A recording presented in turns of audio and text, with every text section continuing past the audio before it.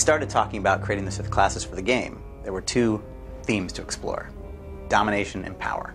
And from the existing examples of Sith in the movies, there are two different stories to be told. One about the brilliant mastermind, the powermonger, the Sith Inquisitor, and the other about the mighty, dark champion on the battlefield, the Sith warrior. The reasoning for making two Sith classes is you kind of have two great archetypes of the Sith from the movies. You have Darth Vader and the Emperor, and their approach to being a bad guy is a little bit different. You know, in Darth Vader you see the armor, the aggressiveness, he's the fighter, and in the Emperor you see the man corrupted by the evil of the Force. It'd be a disservice to the fan to just create a single story for the Jedi, a single story for the Sith out of all the different classes. Now, when we decided, okay, we need at least two nice, complete story for the Jedi and two for the Sith, we had to do the whole package. We had to develop classes that actually match the story. From the art side, it's great because I think we get to express kind of two different visions of the Sith class. One being the warrior, the idea of armor and power and the fighter, and the other being the twisted, evil sorcerer type, and that's what we do in our Inquisitor. The Sith warrior story offers the player the chance to bang down doors and strike fear to the hearts of their enemies, leave a trail of destruction and terror in their path. The warrior doesn't negotiate, he knows what he wants, and he finds the most direct and confrontational path to getting it.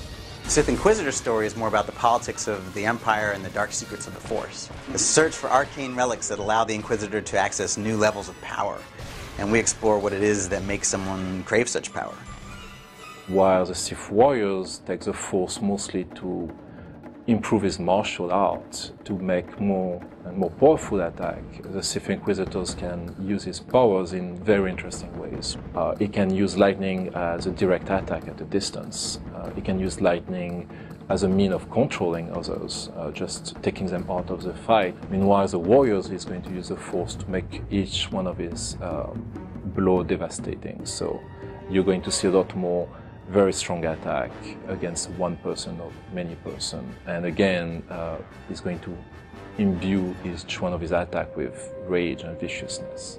One is a aggressive, power-armored class, and the other is more about manipulating the Force. So with a warrior's lightsaber is going to be more technical, you know, made up of pieces and parts, and it'll have sharp edges, and it'll be very aggressive looking. The Inquisitor's lightsaber may have you know, some ancient gem in it that is exposed through glass, or, you know, Force lightning running through the hilt.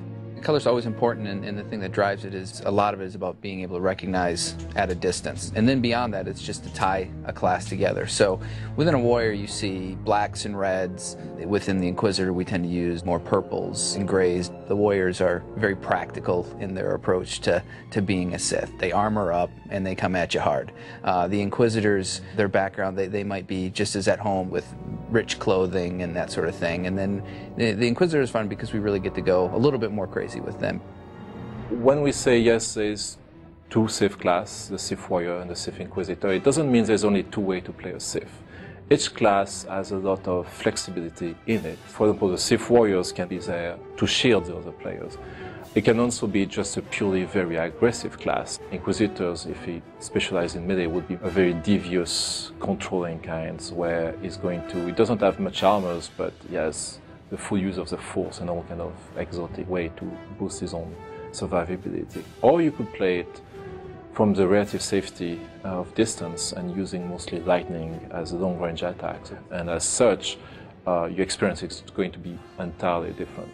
Our ideal situation is for people to enjoy a class all the way through and then go back and play another class. I mean, there's an entirely another story there. With each class, we give the player an entirely different story, a completely unique experience.